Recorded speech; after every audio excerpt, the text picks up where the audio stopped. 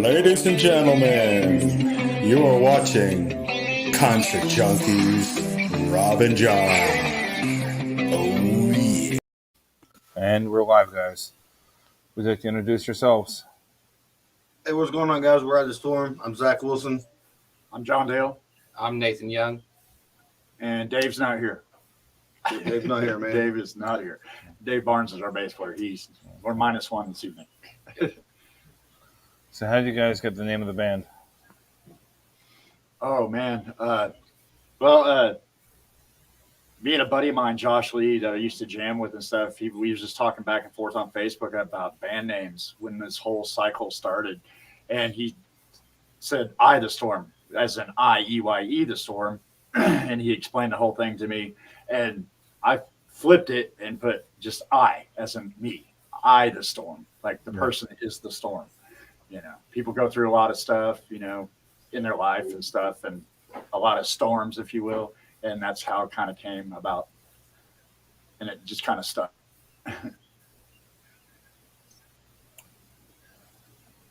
So what would you like to leave as your legacy? Oof. Like together or individually? As, well, individually, but personally and musically. Right on. Man, I think for myself personally, on that side of it, I've been doing this, I don't know, playing guitar since I was 13, 14, lover of music fan since, little kid. I latched on to music at an early, young age, and guitar at 13, 14. And I didn't play my first live show until I was like 28 years old.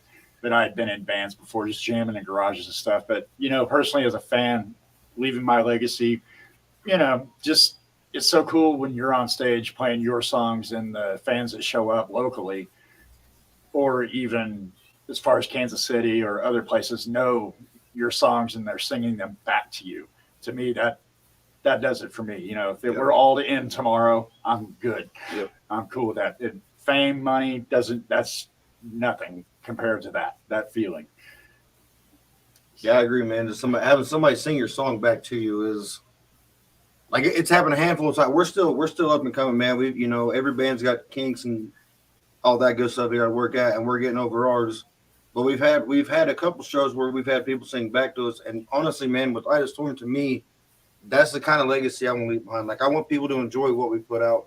I want to put out good material. As far as a personal legacy, I really honestly don't have one. I watched my dad play drums my whole life. So I grew up around music myself, and I got to watch, you know, all the transformation from that. And my dad's legacy for me was, you know, for me to be able to jam with him or play with him, and that would be the kind of legacy I would want for myself with one of my kids to be like, hey, Dad, let's jam. So as far as like music wise, that's really the only kind of legacy I want to leave. Band wise, just go out there and leave it all out there, And people remember us. Yeah, I wholeheartedly agree. I mean, these guys they're brothers. We're brothers. We're family. And Absolutely. it ties back into a song that we have called Brotherhood, which we've gotten some, you know, podcast airplay time, and people absolutely love it. And we play it live. The hook in the chorus, we get sang back to us, and that is part of our legacy so far. Individually, I mean, personally, I've got 3 kids. I've got another one coming, so there's going to be 4. I want my legacy to be my children catching that music bug as early as when I got it, you know, 10, 11 years old, picking up instruments and just learning, having fun, becoming friends with whoever they want to because of music. Zach and I, we went to high school together, and we never played in a band until after high school. But here we are. Yep. That's 15 years later. how I've made a lot of connections and friends, people who I consider family, mainly these guys, but a lot of connections through music. Big circle of people. Our common bond is just music, fans of music. You know, go to shows or come to watch our shows, or I go to watch their shows. Is that camaraderie is so cool. There's nothing like it. If you could pick your own bill, local or not local, who would you want on it? Metallica, Black Sabbath. There's a local band around here from St. Joe called their old school metal band. One of the very first, my exposure to a heavy music show, live show, was called Full Power. They still get together every few years and do reunion shows and stuff like that. But they were such a heavy influence on me and the way I play guitar and everything. Full Power would definitely be one of those bands locally, and of course Metallica, Black Sabbath, or any of the Bay Area thrash metal bands. That's a good one. That is a good one. That's a good one. Yeah, I really think, man, if I had an opportunity to make a big bill like that, I would start with Seven Dust. They would be definitely the headliner because we're all from this area, and having guys like that, from here would be great. So for me, the lineup would be those guys would be headliners. There would be Eye Storm, obviously. Another good local band around here, some of our good buddies in Thousand Years Wide would be on that bill. And Amonazar would be on the bill, and Almost Enemies. Absolutely. The local scene around here is pretty good. You just got to dig to find, the people and the bands that are out there doing stuff. Yeah, I'd add one more quote unquote local band to Zach's bill. Is we've played some shows with the guys in 11 After from Topeka. Yes. Yes. We love those guys. We shout them out anytime we can. They're great. And if we were to throw a bill together, they're 2 hours away. We'll take one of their shows. They'll come to us. I mean, The Leo Project from Kansas City, Evelyn Awake from Kansas City. Love those bands. Tyler Line, that voice, that guy could sing nursery rhymes and I'd buy it. He's smooth. yeah, creating your own bill is. It would actually, for me, it turn into kind of like a festival bill because there'd be just so many damn bands. Like, how many days are we getting here? We getting 3-4 days? Oh, I could stack a bill. All right, so this is a fun question, but kind of hard question. Last Supper scenario: who's your 12 people and 1 female? The original people, man. And me. Are you the female? I might be. It's 2022, bro. I can whatever. No, that's damn. I was waiting for somebody to say that. 12 and 1. 12 and 1. Of course, me. A female. Well, it'd have to be definitely a musician. Female voice. Man, there's so many good ones. That's a hard one. Lizzie Hale, dude. You're reading my mind on that one. Lizzie Hale would be the female. She is carrying the torch for women in rock today. Definitely, her. So there's 2. Man, I go Todd Cooper from Full Power. Again, huge influence on me and my guitar playing. James Hetfield, Tony Iommi, Scott Ian from Anthrax, Chuck Billy from Testament, Alex Skolnick from Testament, Eric Peterson from Testament, Gary Holt from Exodus, Tom Araya from Slayer, and God, who else? Oh man, definitely got to have Zach Wild in there because we can't. And honorable mention to Dimebag Darrell. Hey, guess what, bro? We got kicked out of the table, man. We got kicked off the table. It's all right. We'll still eat though. You can always be at the kiddie table. Yeah. Yeah, there's a couple extra spots. Throw these guys in there too. You got to have them. I mean, John does stand like 8'7". We're down here at 5 foot. Stacked at 5'5". That's why Hetfield at the microphone, so I'm lower, so I don't look as tall.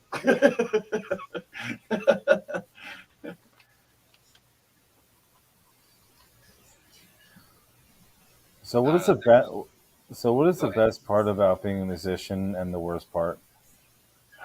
Best and worst. The best part is the live show. Get out there and do it. Yeah. And most musicians don't like studio. I love being in the studio.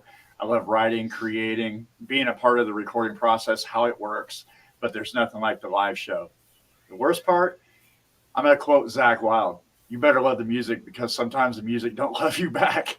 Like I said, if you're in it for monetary gain, especially nowadays, the days of signing a multi-million-dollar record deal are gone. Like, bands are struggling. That's why there's such road dogs. They stay on tour all the time, and that's how they make their money. Being away from home, that's, bands like that being on tour, that's got to be the worst part of it. And, you just have to work. You have to work extra hard nowadays, because radio don't give you a lot of love. There's other outlets, obviously, to get your music out there, but that would probably be the worst part. You have to put in more work than, say, bands did back in the early 90s to 80s and stuff like that. Is the multi-million-dollar record deal is not a thing anymore. There's no such thing. So you just got to grind. Yeah, I think for me it would be getting out doing the live shows is probably the funnest thing about it. The least funnest thing about it, Load in and outs. yeah, set up and tear down probably. That's probably the worst part of it. Because you're so excited when you get there, but by the end of the night you're just completely beat, Spent. and you don't want to do shit else but go home, and you got another 2 hours worth of work to do to tear down and load up, and sometimes drive 45 minutes to an hour back to where you got to go. So yeah, definitely tear down and load up is probably the worst experience of it. We can't afford roadies. We tried that.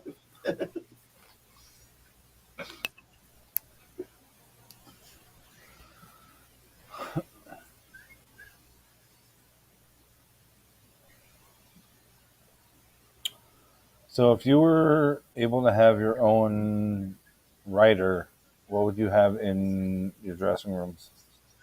Ooh, tour writer. Lots of Jaeger bombs. Yes, that definitely at the top of the list. I'm on a David Lee Roth. No brown M&Ms. If there's brown M&Ms, they didn't pay attention. Definitely some Mexican food. Yep. Definitely Mexican food. Oh yeah. No Gotta have brown M&Ms. whatever local kick-ass Mexican restaurant is around the place. That's got to be there. Beer, Jaeger, maybe some water. Got to stay hydrated. Got to be somewhat responsible. Somewhat responsible. Somewhat. We're musicians. We're not very responsible. Yeah, no. There comes Okay, a with, level. okay, with that being said, which out of all of you, which one is always late for sound check? The guy that's not here, man. The bass player. The guy that's not here. It's always the bass player, man. I like to show up very early. Show days. I'm okay. Got to be at the venue by 7. Loaded in. I'll sound check by 7:30. I'm there probably about 5:45, 6 o'clock waiting. Or I'm showing up to load out early. I usually try to be the first one here to load out. Let's get it done so we can get the hell out of here, get to the venue, because I'm in full panic mode until we sound check. Then I can relax. But I'm like a million things going on. My mind's racing a million miles an hour, and I'm like, let's get out of here and get to the venue, get set up. And once we got sound check done, cool, I can go to the bar and have a drink. Let's always go back. Hey, Dave's not here, man. Yeah, that's right. Dave's not here, man. So yeah, Dave definitely. It would definitely be Dave who's always late for sound check. Yes. And who's the one that always loses stuff? Loses stuff? Oh man, done that. Guilty. Oh. Like the most minute thing possible, like a pick holder on a mic stand. I don't know how many of those I've left at a venue. A cable or something stupid. Yeah. Drum keys. I've lost quite a few drum keys. Oh yeah, drum keys. Drum keys are Drummers always lose those. Yeah. Drum keys, your little rubber stickums for Hey, the man. drum heads. Yeah. Okay, so now it's me. I'm the most forgetful one. I forget the most shit. Because you got the most. I was voted out. I'm on the table, man. I got shit, guys.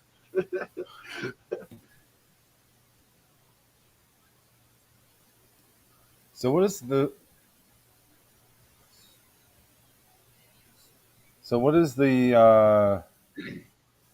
favorite song you play live and the one that you hate the most? I know which one I can pinpoint that I really don't like playing. We have a song called Means Tune In. I don't know. There's just something about that song that I'm like, I dread it. Every time it's in the set, I'm like, God, shit. Here we go. Let's get through it. My favorite song personally to play live, I don't know. I think our opener, the show, because after that intro, when he hits that drum fill at the beginning, we just kick in. It's like, it's on. This is the show. It's on. Here we go. And probably another one, Method to Madness. I love playing that song. It's so fun to play. And it's like we seem to always play that a little bit faster live. Whoops. But it's fun. Sometimes it's just a fun song to play. It's just a riff. It just it's so fun. For me, like I was saying earlier, I love playing Brotherhood live.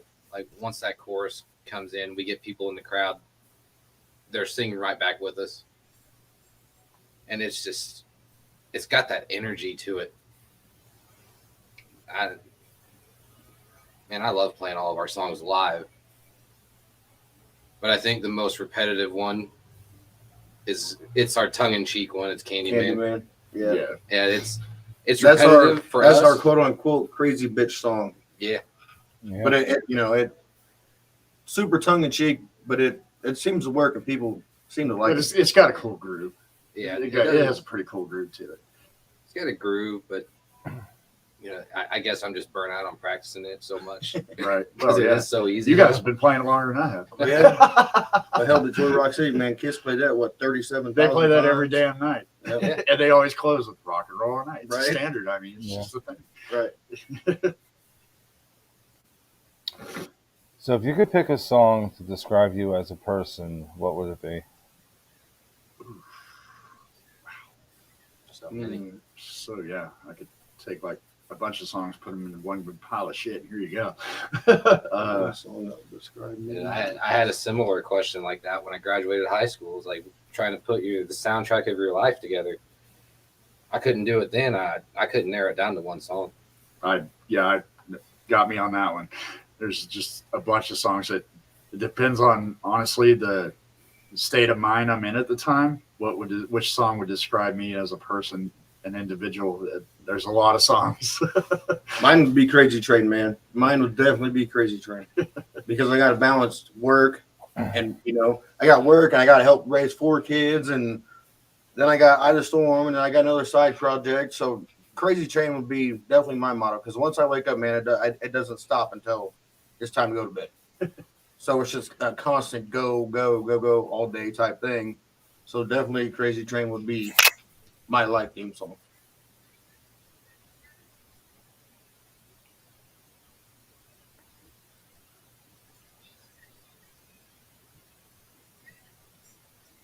If you could pick one love ballad, what love ballad would that be? Oof. Another good one. Another tough one. Man. I don't know. Ballad? Yeah.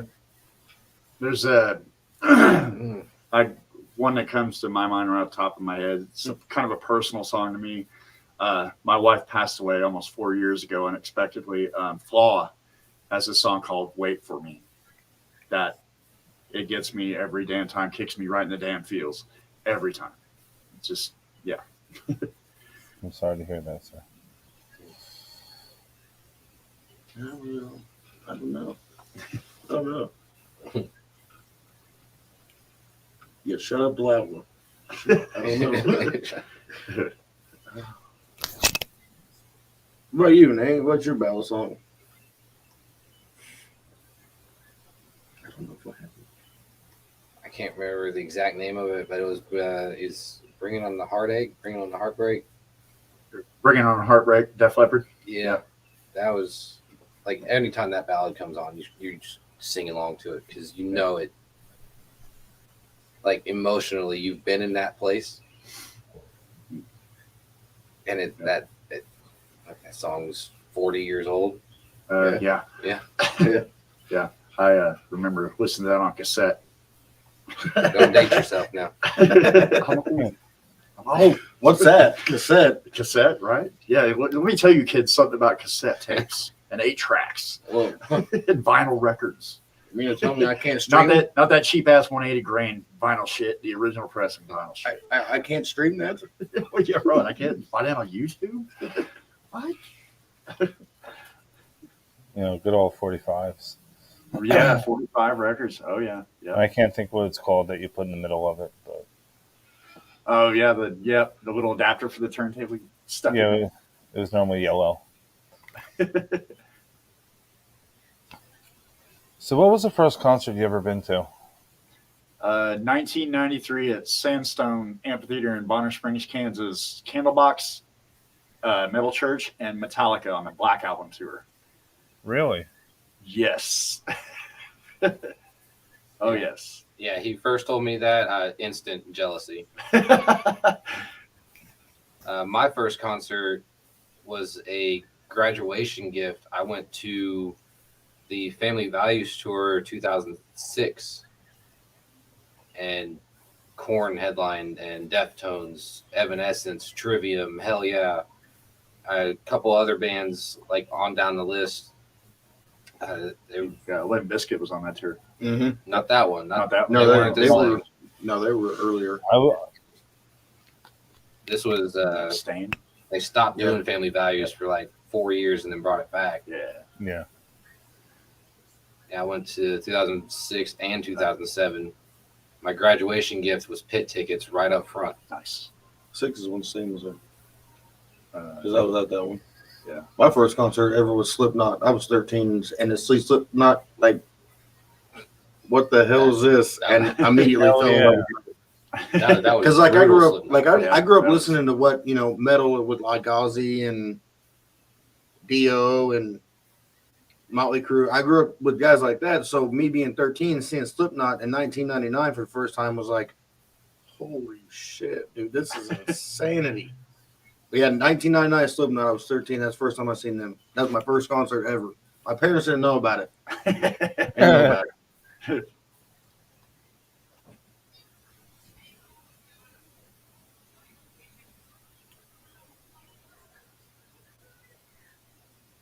So, what was the first CD you bought? Man, the first CD. Iowa, Slipknot. Damn, I'm gonna sound old on this one. Damn, first CD I bought. God, I was gonna say, you think about this. I think the first one that I ever bought, think about that one. that I bought with my money that I worked for was probably, I think it was Godsmack's Faceless. Okay. But I had been given Awake and their self-titled albums before that.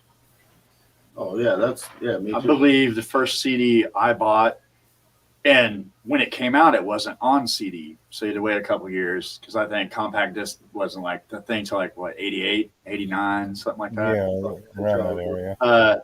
Master of Puppets. No, he's lying. That's Ray Charles. Master of Puppets. So when they reissued that, you felt young again, huh? Yes, I did. Yes, I did. I was 10 years old when Master of Puppets came out. Thank you. I wasn't even born then. I know.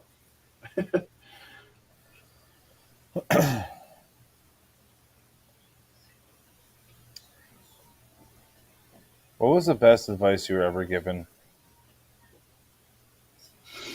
It is what it is. Like, to me, I mean, that's really the best advice. You screw something up, it is what it is, man. You got to keep going. You fall down, it is what it is. You got to dust stuff off and get back up. So it is what it is would be the best advice I've ever given. I think mine would have been something my grandfather always used to tell me. Don't ever let anybody have control over your emotions. You control your emotions. Don't ever let somebody have that kind of power over you to get a reaction, an emotional reaction from you.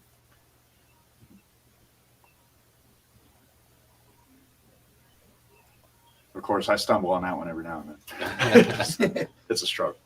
It's going to sound corny, but it's the best advice I've ever been given. And the simplest quote that I have is from Finding Nemo, of all places, is just keep swimming.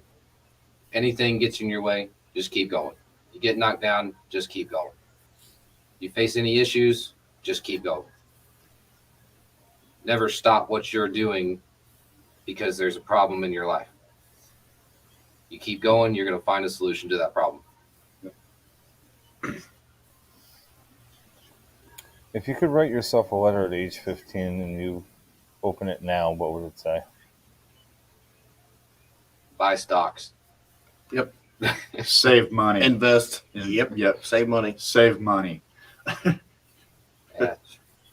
15-year-old me was not very good with money. No.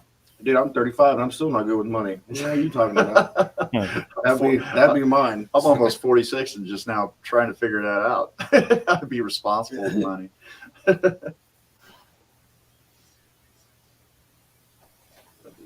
Elon Musk on Twitter would be my opening line. Save $46 million. Right.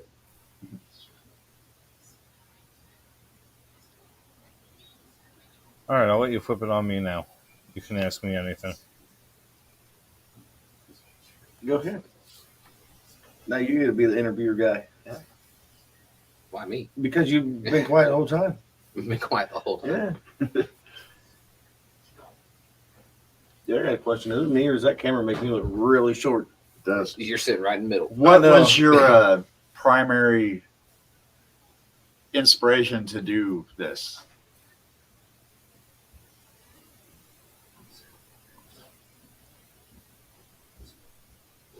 To shine light on people that's probably never heard of.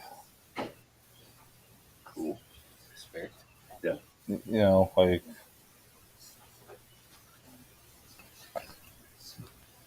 I've always been the underdog in everything. So if I can help, per se, the underdog or somebody that probably wouldn't have been heard or seen or noticed, that's the main reason why I still do this. Right on. I try to give back as much as I can. Absolutely. Absolutely, man. I can't play a We lick. appreciate it. Yeah. Yeah, thanks for having us, man, for real. Thank you. Yes. Thank you for What would coming. be your ultimate bill?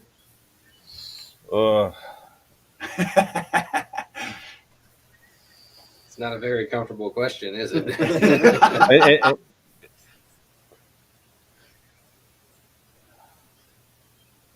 All right, so I would definitely corn would be on the bill.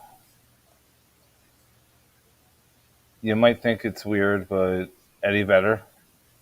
Oh, yeah. Mm-hmm. Just him by himself? No, with Pearl Jam. I'm not really 100%. Not 100% big fan of when they're not with Not a big fan when they're by themselves. Still good, but it's not the same. The original Alice in Chains. Yes. You can go back in time for that one. Yes. Yeah. Right. I'm gonna say Seven Dust, definitely. Oh, absolutely.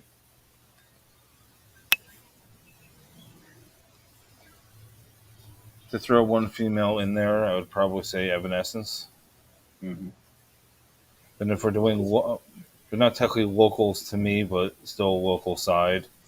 I'm gonna have to say Forever May Fall, Dying Oath. Hey, dang, oh, that's all Nestor, man. Nestor Idler.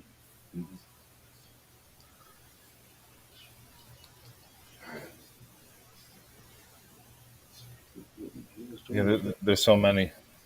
Yeah, right. But I'm saying at least those top three for unsigned local-ish. I'm about 8 hours away from them, I believe, but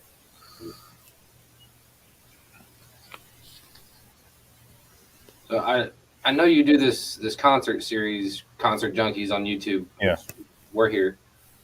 Were you actually a musician yourself at one point, or are you still?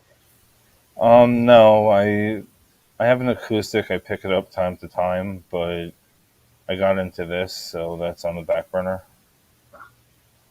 So I'm more into now just photography and filming. I'm actually going on a road trip to Cleveland next week, actually. So I'll be filming down there while I'm down there. Right on. Any projects on the list, to-do list? I'm going to the Rock and Roll Hall of Fame and meeting up with another broadcaster and just having a good time. So there'll be pretty much road tripping video. Sweet.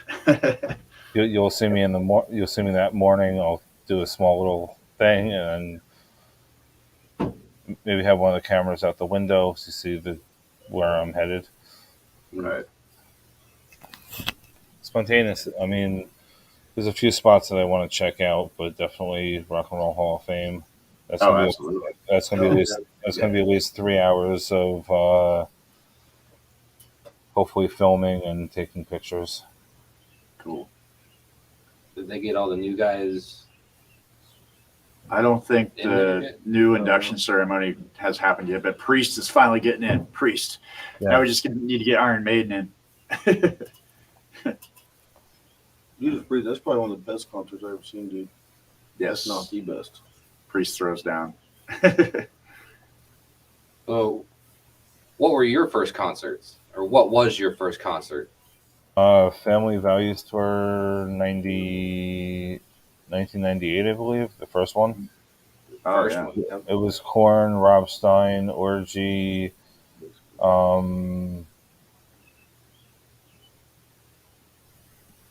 Ice Cube was there, and Yeah, that's when they had they mixed the rap rock. That was such a good album. the first one I was like, I think 15 or 16 at that time. Dude, y'all make me feel fucking old.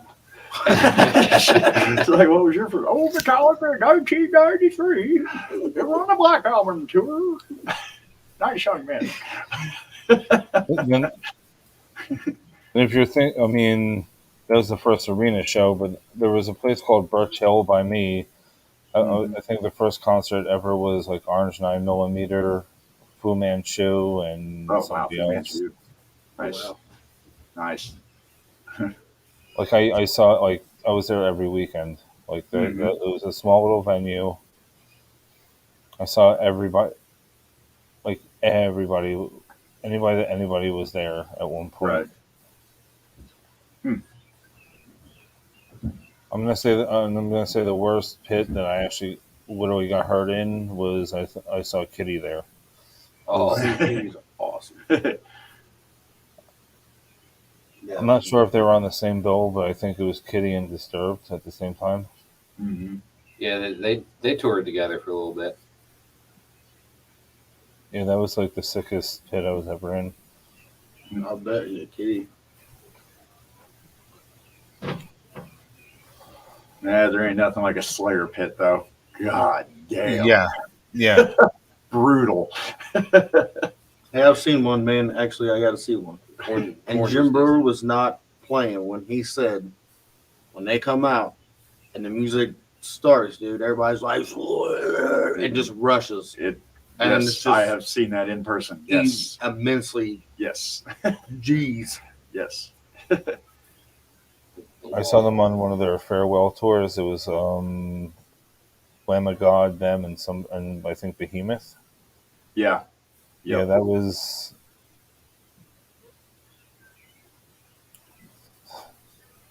Yeah, that pit got a little bit. I seen Lamb of God. Oh my God, trivia. Yeah, Trivium, In Flames, and Megadeth. Yeah. So are you guys going? Are you guys going to any shows this summer? I'm going to hit Anthrax and Black Label, and then another show coming to Kansas City. The Bay Area Strikes Back tour with Exodus, Death Angel, and Testament. And then there's another one later this year that I want to go to. Off the top of my head, I can't think of what it was. It's a good one. It's going to be a banger. I'll remember it like later. Like, oh shit! Yeah, I think the only one right now for me is Exodus and Testament. And that's 2 days before my birthday, so that's going to be part of it. Yeah. Right? The one for sure I know I'm going to is going to be Papa Roach, Falling in Reverse. There's a couple other bands. I think Bad Wolves is going to be back with them, but not Tom Next, of course. I think there was another band after that they were playing with, but that's going to be late August. And that's when I got this year. I have about 5 shows, but it's very random. It is Alanis Morissette with Garbage. Grunge. Then Hailstorm with Pretty Reckless. Mm-hmm. That's going to be a good one. Then I have Rob Zombie with Powerman 5000, Static X, and Mudvayne. Mudvayne. Damn. Static X. Then what do you call it? Five Finger and Megadeth. Yep. I'm going for Megadeth. I couldn't beat it for $20, so. Oh well, absolutely Yeah, not. No. And I mean, in total, everything cost me like $95 Oh, that ain't bad. for all 5 tickets. Oh, nice. Shit. Damn. It's a lovely thing. Yeah. Right. Absolutely. Yeah. Yeah, and surprisingly, one of them is actually seats. One of them was actually seats. I was Nice. shocked about that one. Yeah. I don't think I go to a concert to sit down. I normally don't, but just in case it's raining or something. Yeah. Like we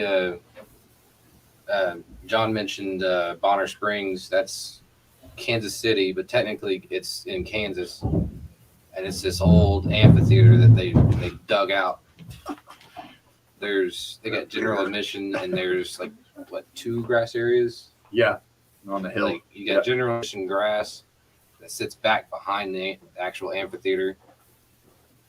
Those tickets are normally anywhere, $10, $20, depending on who's there. Yeah. And you get $10, $20, you can walk around the whole amphitheater. You can get close to the stage, but security's not gonna. They're not gonna tell you, get out of here. Right. Just go back to the grass. Yep. Have you ever been to Jersey at all? No. No, I've never been out east. Never been out east either. Is he even? Planning a trip later this summer. My sister lives in Bolivia, North Carolina, which is about 10, 15 minutes from Myrtle Beach, South Carolina. She's kind of in between. And she was about 10, 15 minutes from Wilmington Beach, North Carolina. So plan on making a trip out east soon. Yeah, if we can get it hooked up right, we got some. Yeah.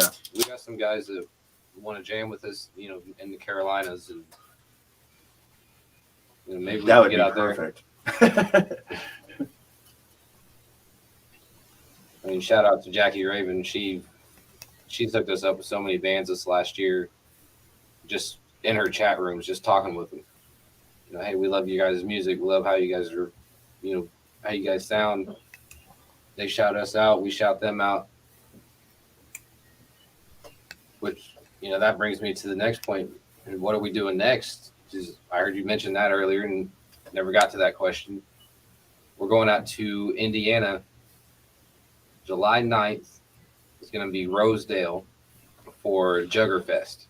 A band named Juggernaut has their own compound. Yeah, compound. They've got a stage where they do music videos. They have this massive barn, and it's just, from what we've heard and seen pictures of when they've done it years before, it's just balls to the wall, amazing.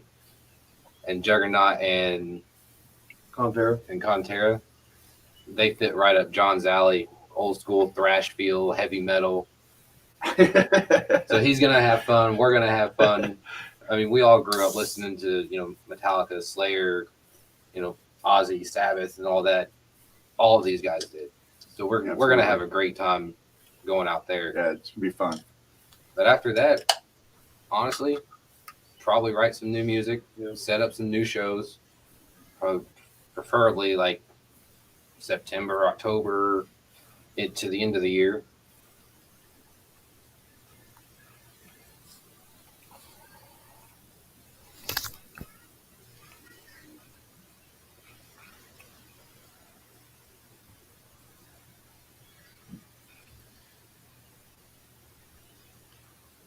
I know this is a weird question. If you could be any object, what would you want to be? A middle finger.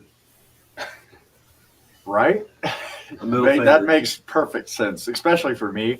I'm like, exactly. If I could just be a middle finger. I mean, it gets used a lot frequently, you know? You don't think about it. Yeah, you don't really think about it. It's kind of a thing. Yeah. Yeah, a middle finger. Yeah, probably a middle finger. That makes it. Yeah, I could agree with that. I was gonna keep your minds out of the gutters, boys. No. Be any object. I mean, that's where the middle finger went, but Oof. I thought about going there, but I'm like, Hey, guys. oh God, no. wrong podcast, guys. Shit, wrong podcast. Yeah, hey, Yeah, whoop. what we do in our time is our business. I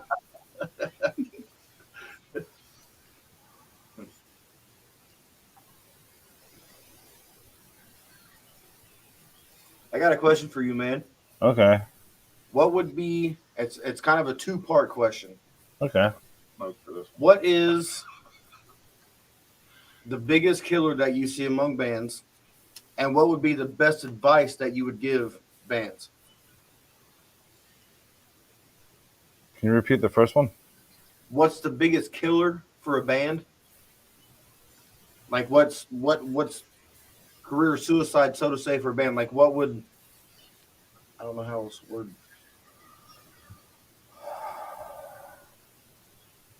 What would kill a band? Pretty much be like, what is one thing ultimately that would destroy a band? Yeah, thank you. Yeah, what would The one thing that would destroy a band.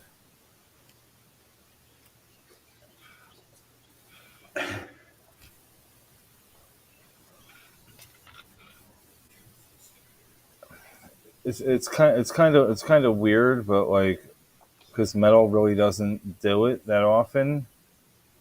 Or don't go after somebody else. Like, it's not. I don't think that's cute. Like having beef or whatever the case may be. It's not. To me that's kind of suicide. Mm-hmm. Like I don't want to. I lose respect for the artist if they start with another artist for any purpose. Right. Like I get it that you were probably once an A celebrity, now you're a B celebrity. You want to get your name back in there. Good press or bad press is still press. Right. I'm not about that. Yeah.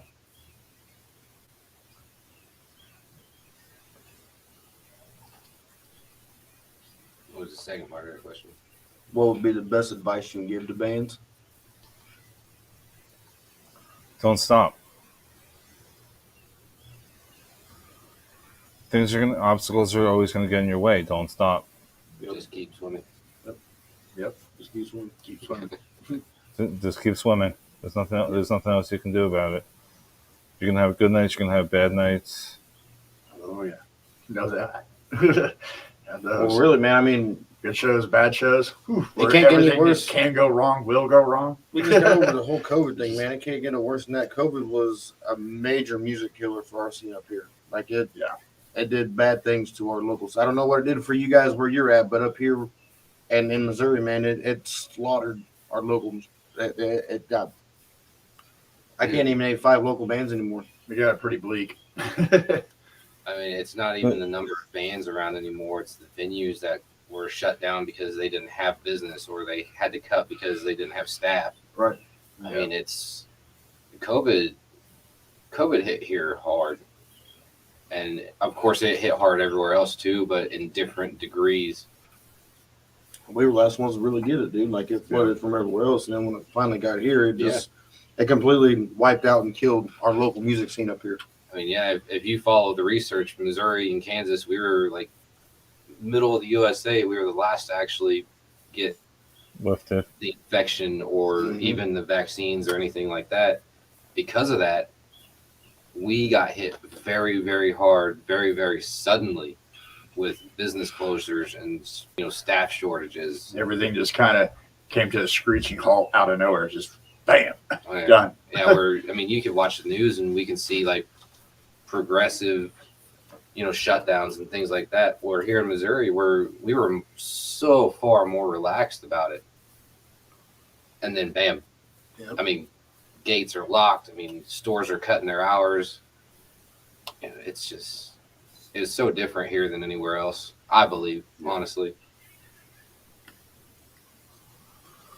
And to go back to what you said about the advice, it's a music industry, so learn everything you possibly can. Learn how to make a T-shirt, like not per se the T-shirt itself, but learn how to design, learn how to book, learn how the simple basics. Even you gotta start somewhere. Mop the floors. Simple basics. So, do you think bands get more views or are bands more widespread the more knowing they are with social media? It does help. It's if you're a DIY band, do it yourself. You're unsigned. You don't have the label behind you, or learn the TikTok, learn the YouTube, learn the marketing, learn all the marketing. That goes back to the saying: if you want something done right, do it yourself. Yes, sir. Yep, exactly. Yeah, and I agree with that. Absolutely. The tire marketing, the tire. I know it's tedious and editing and this and that and everything else, but you want to grow as a person as well. So learn other things with your craft. Right. You know how to play bass. You know how to play bass. Well, occasionally on rehearsal day, you jump on the drums. God forbid something happens, you can fill in. Right. Learn as much as you can. And network as much as you can. Yes. Networking's a big thing with me. That's why I always try to make it a point to make as many local shows as I can. I'm not only there to support the other band, but it shows support that, they know I'm in the band. So that's going to come back to us. They're going to show up to our shows, hopefully, and it gives me a chance to pimp out our band. Hey, we got a show, yada, yada, yada. Go old school with it. Hand out handbills and flyers and stuff. Put them on people's cars. Go old school. Do that too. Or if you ever want to feature on your record, that's the thing as well. Yeah. Yeah. So definitely, I'm gonna give credit. I'm gonna give major credit to what I said to you guys. Fieldy from Korn said that to me in an interview a while back. To learn everything that you possibly can, and Mr. Q said the same thing. Mm-hmm. That you have to learn everything you possibly can. I've always been in front of the camera, not behind the camera. I've been messing around with my camera lately. So when I don't have a camera guy, I can do both. Right. It's just a lot of things people don't think about. Oh, let me just pay somebody to do something. That's money out of your pocket. Exactly. Mm-hmm. That money could be going elsewhere. Hey, John, you said it earlier. Like it's hard as hell for bands to get that multi-million-dollar deal, where there's teams involved. There's AR, there's marketing, there's recording, there's management, executives, producers. Yeah. Being local as we are the executives. We're the producers. We're A&R. We wear many hats. We have to. Yeah, you have to. And it's always okay to ask somebody if they, for assistance, or they might be doing it longer. Right. But that's just my advice on for bands in general, or even other podcasters. Try to learn everything you possibly can, and if you don't know something, ask somebody. Right. Some will help, some will not help, but at least you'll know. If you're quiet about it, nobody knows what's going on. Right. If you don't ask, you don't know. Yep. Most they can say is no, Mhm. or nothing at all. That's what anybody can ever say. Doesn't hurt to ask. There's no. I do a lot of that with. There's a band from Kansas City called Sidewise, and they've toured with Seven Dust, toured with Godsmack.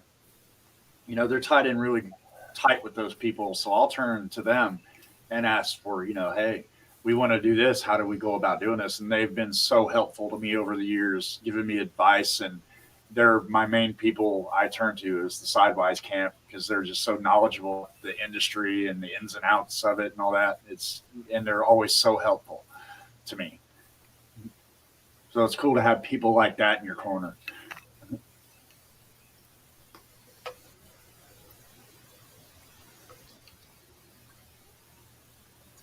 What I said earlier, you got to start somewhere. Exactly. Do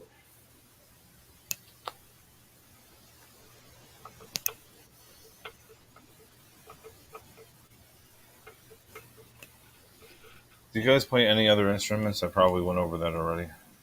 I play guitar is my thing. And of course, I used to be, my former role in the band was just a lead guitar player, backing vocals. Now my role has changed. I'm stepping out front and doing lead vocals and guitar, but I can play a little bit of bass. Drums, you give me Back in Black or Highway to Hell on the drums. Anything faster, it falls apart. It's a train wreck. And I can play a little bit of piano, stuff like that. You got me, bro. I can't do that. Anything with strings, I'll play it. I'll pick it up. I'll learn it. Just anything with strings, I'll play it. And my brother was a drummer. That was my first experience of a click track metronome. My brother's self-taught drummer. I'm a self-taught guitar player. We just picked it up and just started. He was the first drummer I ever jammed with, and that's how I learned timing and learned a little bit, learned my way around drums a little bit, learned about how to set up, tear down drums, hardware, and all that stuff about drums. So, yeah. And in the studio or even at a rehearsal for writing something, I can't get behind the kit and play the beat, but I can kind of like go pound on the wall. Here's what I'm talking about. Yeah, that's what I say. Drum talking. Pretty good at like arrangements and stuff when it comes to like, the beat and the rhythm of the guitar, how they correlate together and stuff like that. So I could play bass. I don't like playing bass, but Yeah, I'm pretty similar to John. I mean, guitar, bass, piano. I literally anything with strings, we're drawn to it. Yep. It's just that natural. Oh shit! It's got a fretboard. Let's play it. It's not even if it has a fretboard. I've played fretless bass before, and it doesn't sound the greatest, but I've tried, and that's the thing. If you put an instrument in front of me, I'm going to try to play it. Absolutely. Whether I know how to or not. Yep. We got the drum sitting right here beside us, and if Zach's not on them, I mean, we can go over and try and get a rhythm down, just to try. Sooner or later, what you said earlier is, if one of us doesn't learn the drums and he comes down sick, or God forbid ever gets hurt or anything, We have technology, guys. Backing tracks. I guess that's our backup for now. Nobody's taking my job, man. Nobody's taking drums. I'll hologram my ass behind those drums like Prince. Yep. I'd pay to see that. Do we afford that? Is that in the budget? Maybe we can work on some numbers, man. Yikes. Death Clock did all hologram show, didn't they? So Yeah. did Gorillas. Yeah.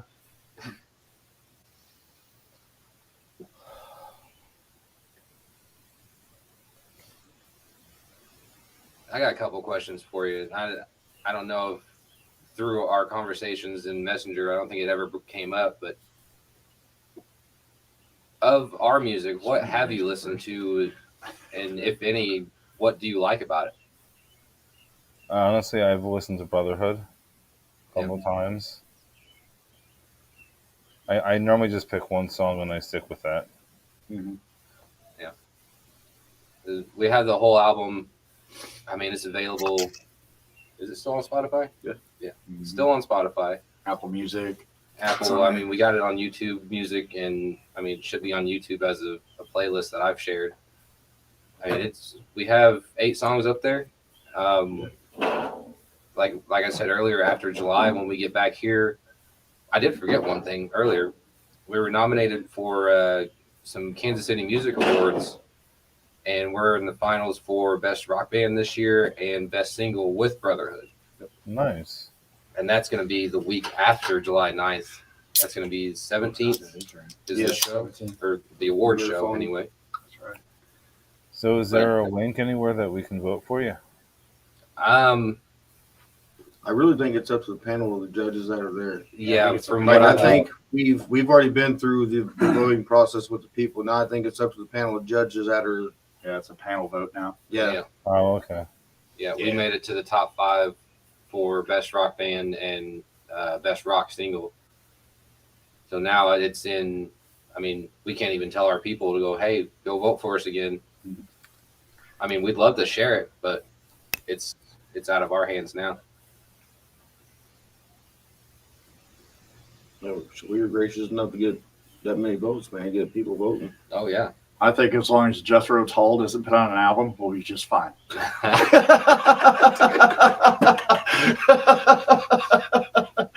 the whole Metallica debacle again. Oh, Shit. Hopefully he waits until after the... I really hope they do. I don't know. We haven't spoken to their camp in a while. I think they're mad at us. What did you do? What did we do? You guys mad, bro? Are you bad? Shit. Our bad.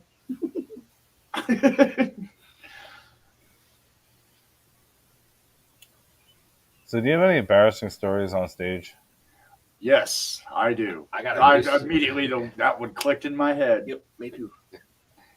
About around 2007, there was this club. It was one of those actual bands used to play there too, Cagney's and shit. And I was in a band called Infrastructure. So me and the drummer decided after sound check, oh, we got some time, and well, during loadout too, let's have a few drinks. And this is when I quickly learned to watch my alcohol intake before you go on stage and perform. And the drummer wasn't a small guy by any means, but goddamn, he could hit those drums hard as shit.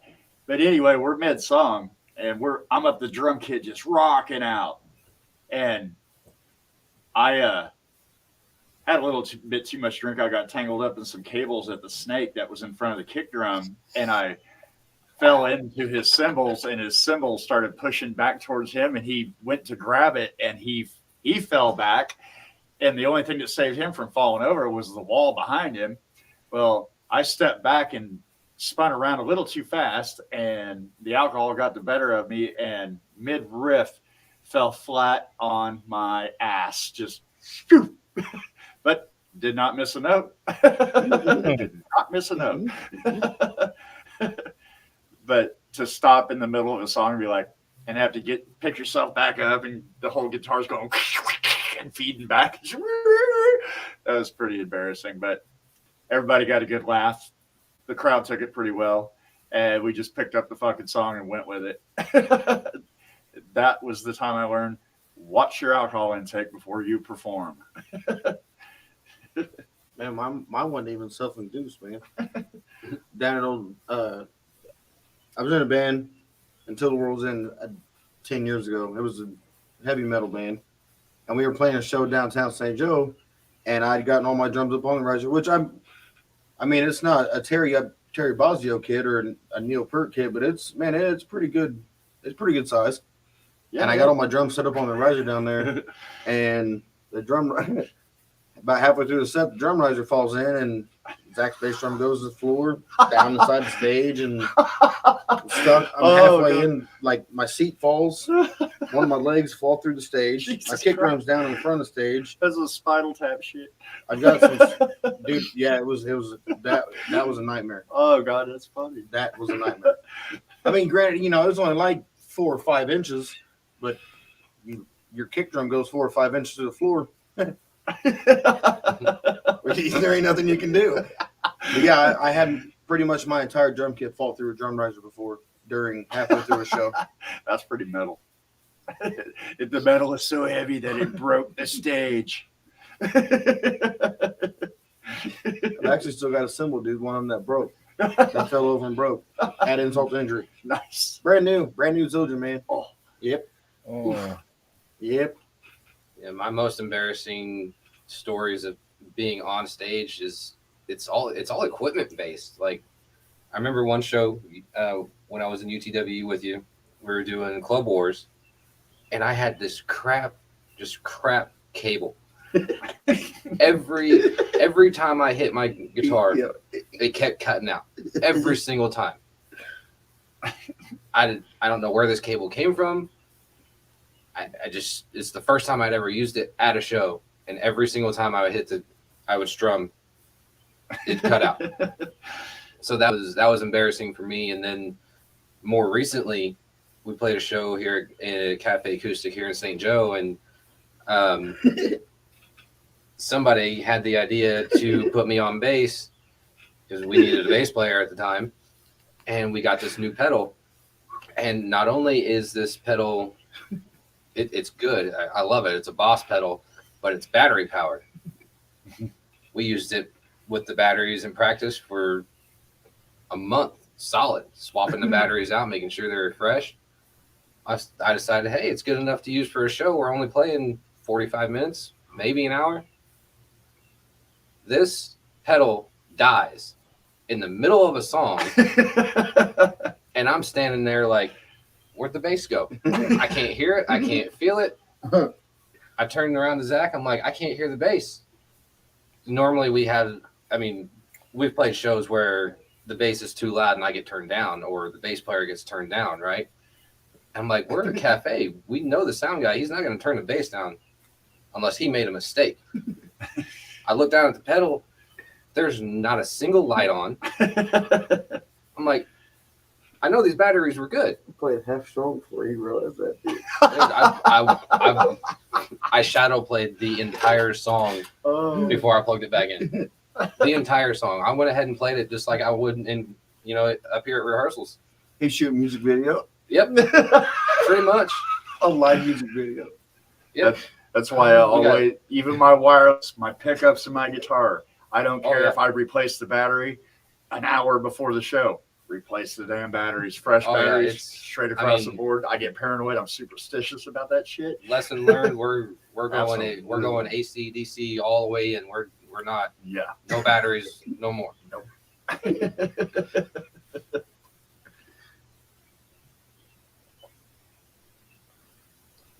So what was your best fan moment and worst fan moment?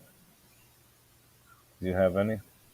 I want to stop these guys before they say something. I think the best is yet to come, honestly. Because that's fair. Personally, that's fair. Yeah. Personally, my best fan moment, I was in a local band a few years ago called 1,000 Years Wide. We were playing Amnesia, this club in St. Joe, and we had this song called Lyrics. The singer wrote it about his brother that had his brother-in-law that had committed suicide. And this is what the song was about. We played that song. It was in the set. And a mutual friend of the band was there at the show. And we played that song, finished up the set, got off stage, and he came up to us. And he said that he knew the song lyrics. And he straight up said that song changed his mind that night when he heard it about going home and taking his own life. Wow. That, like, chills Worst fan moment? You just get those dickhead fans here and there, you know, the haters, I guess what they call it, what you would call it. And you take it with a grain of salt and you don't let them grind you down because one person's opinion doesn't reflect the opinion of the whole collective.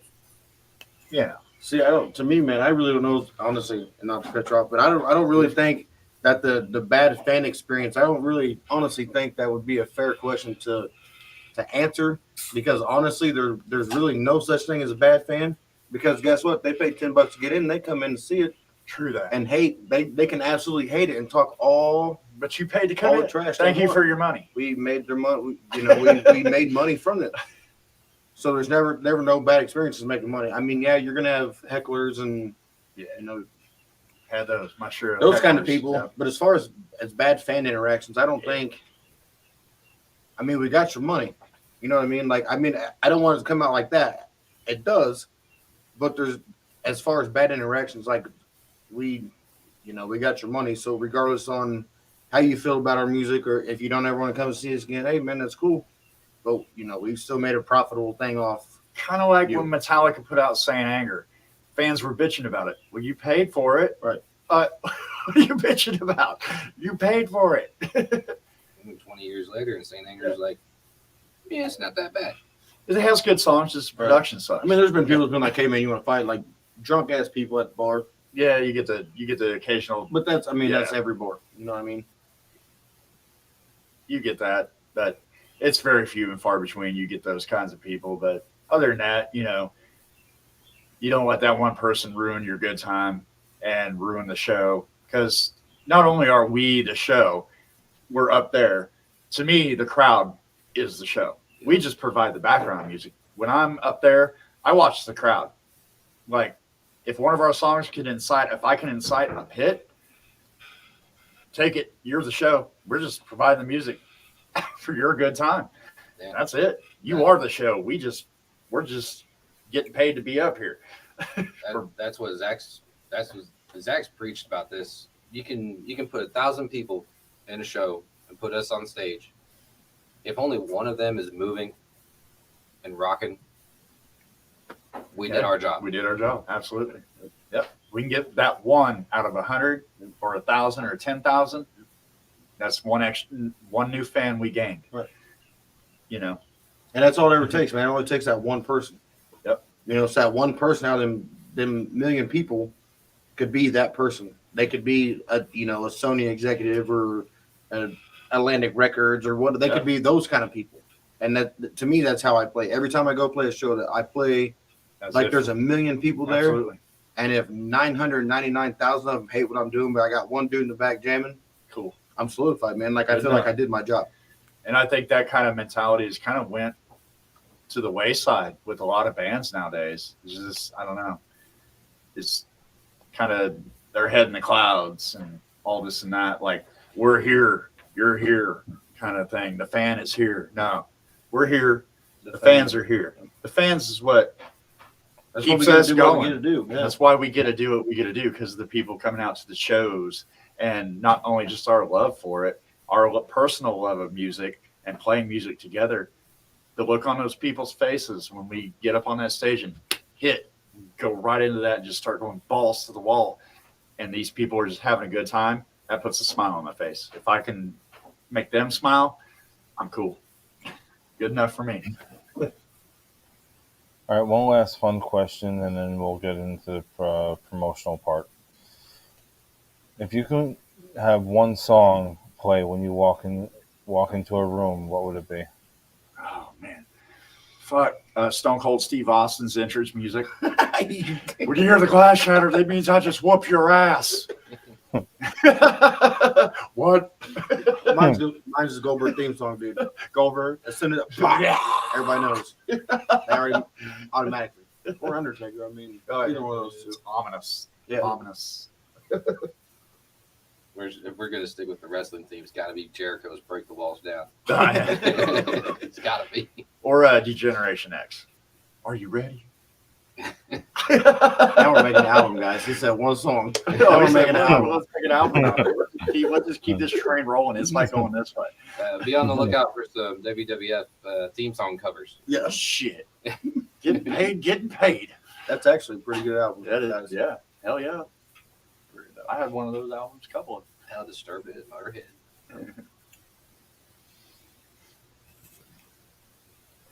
So where can you all be followed? Man, we're Tech guy. I mean, we're on Facebook. That's a tech question. Yeah, tech guy. I'm the professor here. Obviously, we're on Facebook. I mean, we do have YouTube as well. We have a link tree that goes to every site that we have available.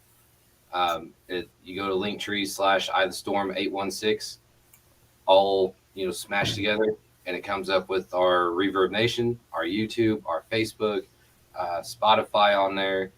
I mean, we put that together so everything is consolidated, so we don't have to go, I'm on Spotify, I'm on Reverb, I'm on YouTube. Hit up Linktree. I mean, we got all our links right there. We're working on the Pornhub link. Yeah. No. I mean, that's John's little private side piece there. So, oh, hey, shameless promotion, man. That's what he means by side band. That's his side project. No TikTok, no fans only. TikTok, not yet. We've thought about it. TikTok. I thought. No, we don't have it. It's not set up yet. It's definitely something I was going to talk to you guys about. Yeah. TikTok. Dude, I've got TikTok on my phone for the back. Yeah. I'll have to let you see my phone, bro. You can hook it up because we've got it. Oh, so we do have TikTok set up, but we haven't used it quite as often as what we need to. Like I work mall security, right? So I talk to a lot of of our younger tenant employees. They're like, "Have you seen this TikTok? Seen this TikTok?" I'm like, "I'm not on TikTok. Yeah, I don't." My son-in-law is. If I get on TikTok, I'm going down the rabbit hole, and I will be there for hours. Yeah, I mean, It is what it is. Yeah. But I mean, for us as a band, YouTube, Reverb, Facebook, Spotify, you look up "I the Storm," you will find it. Yeah. Search Apple Music, "I the Storm," you'll find the album. It's there. And it's all free.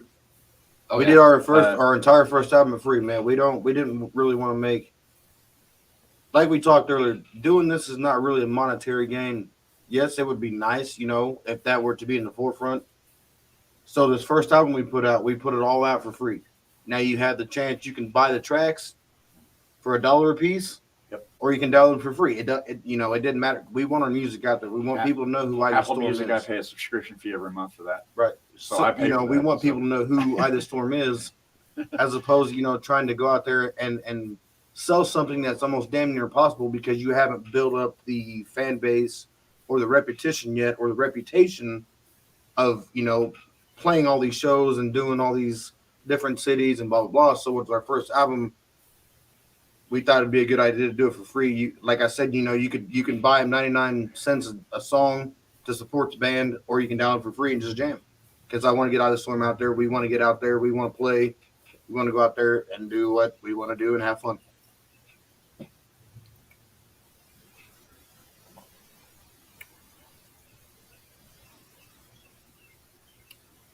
Last thing, do you have anything you would like to say to your fans before we call this an evening? We love you guys. Thank you. Yes, For all love the you guys, support. man. Every last one of you. Yeah. I mean, to our fans, I mean, the ones that have been here for the last 3 years. I mean, I know I've been here since October, but I know the last couple of years I've been around. I've listened. Zach, John, Dave, the fans that have followed them around from the very beginning. We have the OG "I the Storm" fans, the hardcore ones, man, and even the new fans we have been picking up. It's so cool, man. They're sticking with us, and and we're looking forward to coming out, kicking your fucking asses, getting some new fucking fans, man. Just getting our music out there. We just want to be heard, dude. We have fun. The main thing, keep it fun. Fun. Fun. This is fun for me. I love this. I live for this shit. And I just want people to hear our music. Yeah, if we having fun, man, they ain't having fun. Exactly. And if they ain't having fun, they ain't coming. Exactly. Yeah, that's another thing. We just want you guys. We want our fans to come out. Yes. We want them to experience live music again. I mean, here in St. Joe, we've relaxed COVID restrictions. I mean, for months now. People are scared. I mean, don't be scared to have fun. I mean, let's come. It's starting to pick back up slowly. It's a slow process. It's getting there. People are starting to come out to the shows, and it's a progression. You know, some people are still kind of on the fence, but as they lift restrictions and all that stuff with the COVID thing, people are starting to get back out and get back to some sense of normalcy. Well, hell, man, You even know. through COVID, we got to play. You know, we were graceful enough that we got to Yeah. play, I think, two shows Yeah. throughout the whole COVID pandemic. Yeah. And, you know, it was only like 25% capacity or whatever, you know, the restrictions were. But, you know, the 30 people that come out to both those shows, thank you. We love you and appreciate stuff like that. Stuff like that means a lot because during the COVID period, and it's still kind of going, it is what it is. But it's those kind of people that keep me wanting to do music and keep me wanting to get out there and play new material. And just they keep me going. They make me want to do this. And we're totally stoked for this new chapter of Eye of the Storm. It's, I guess you call it a rebirth process. So I'm stoked as hell to be back. I'm nervous, but stoked. I'm excited as shit to be back in the fold, to be playing music with these guys. And man, I'm looking forward to just getting in there and kicking some ass.